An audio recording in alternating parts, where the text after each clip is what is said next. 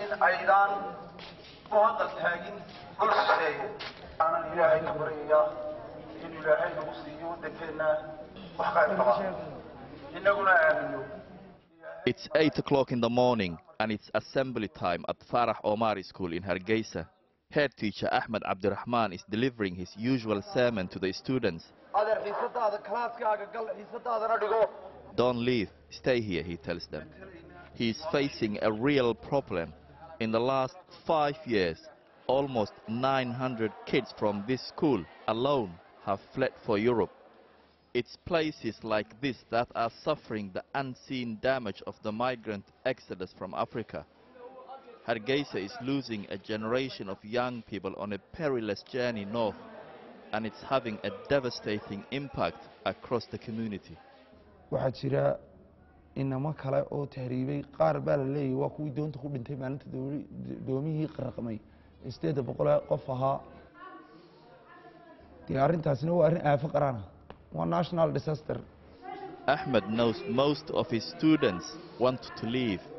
Many of them, lured by promises on social media of a glorious life abroad, don't believe Hargeisa has a future to offer them. إن دليرتن سومالان تهريبك وحق سبوا إسكف ربنا تطبعه كعرية تتربى مجال قرصان يتط فربنا أو ربنا إن أي نورشة يوروب إن سيف عنده قصة حسن شوف وحويا يوروبا مسك حدود ودي شفته وأجسم الحاضر قلب الغيب جسم بوجو من يلتشوا لكن قلب بوجو ما تشوف. Halwa's children go to this school. She's at her wit's end because half of her household has already left. dhibaad aad iyo aad u badan baa naga soo gaadhay aniga gurigeyga 3 caruur ah ka tagay inana yar rajaydo ana haysto ayaan ahaa oo odayga dhalay mid waxa ana dhalay curadkayga ahaa oo 16 jir buu ahaa inay yaro dimaashigayo reerkoodu reer miyi yahay oo iskuulka isna dhiganayo hayay inankaygu ku dhintay. Her son had got as far as Libya on his way to Europe. Then the smuggler contacted her demanding more money. Halwa remembers the terrible phone call telling her her son hadn't made it. Aan la hadlay anigu subaxii saan ku iri war lacagtii biraan ku soo shubayay iigu dhibina kaygi deeto wuxuu waa jirin yahay war iigu dhiban ku maxaa lacagtayga ka doonaysaa hadalkiisii maqashay deeto markaan hadalkiisii maqlay ayaan hadalkiisii qiimeeyo hadalkiisii oo tagay oo ilmi jidin go'ay galabtiina ilaahay bay saro ila soo hadlay goor shantii galabnimo ila soo hadlay inaan kaaga imikay ka dhacno. Halwa regularly meets up with other parents. They share their stories and lament what's fast becoming a lost generation. The old and the young rely on each other in turn. It's the bedrock of Somali society, and the disappearance of so much of its youth is becoming an unbearable burden on this tight-knit community. runtii ilmihiisa qofna ma jecla inuu ka tahriib ama u dhibaato soo maro inuu wax barto dalkiisana uu aayo waalidkiisuna uu aayo ayaa de qofka loogu tabay waxa dhacday markaa in ubadkii magaaladii ay isku daydeen isku dayasho wax leedahay.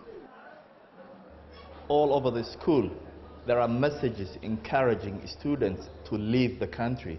For example, this message says our promise is to immigrate abroad. Indeed, many of the youths in Hargeisa have made their way to Italy in recent months. They are smuggled through Ethiopia, Sudan and Libya. The journey is harrowing. Once they arrive, their dreams of a beautiful city and a happier future are short-lived. Hamza, a former student at the Farah Omari School, has been in Milan for 4 weeks. He is sleeping rough and wishes he never came. marka dhibtaas tala walaal waxay isku soo taarimin ana agteeda 3 qof oo dhimatay oo biyaha la cabid wax daraadeed uskaga daraadeed dad baa kaadida biyo daraadeed oo cabayay aniga taariikhda dhibtaan soo galan ka qoomaynaya wallahi xaafadana soo dhibay eelkaygaan soo dhibay anaga soo dhibay naftaydan halaag soo galiyay marka tahriibtu ma fiicna walaalaha xus ku soo tahriibin min taaleeg wax faa'iido leedahay marka Yurubtu ma jirto adoo Afrika lacagtaada yareed haysatid ama family-da ka qaato adoo iska shaqaysta dhaanta. Back in Hargeisa, teachers are trying to fight back to find a way to stop this mass exodus. They have been encouraging the kids to act out the dangers of human smuggling to discourage them from leaving. One boy pretends to be a smuggler, brandishing his Kalashnikov made of wood.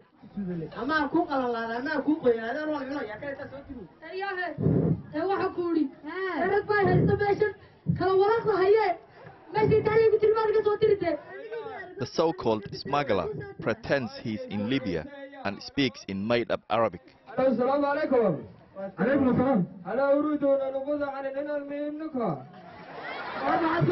The audience finds the whole thing quite funny, but the message is serious.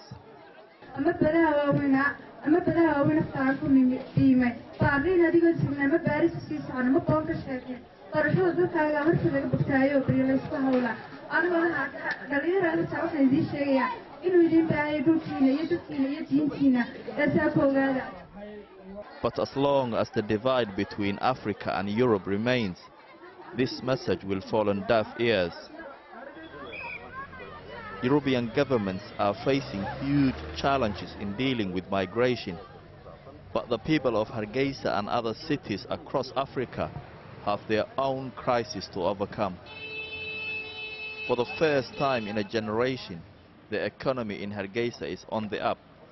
There are jobs here for those who want them, but the false prospect of an easy life in Europe proves too much for many to resist.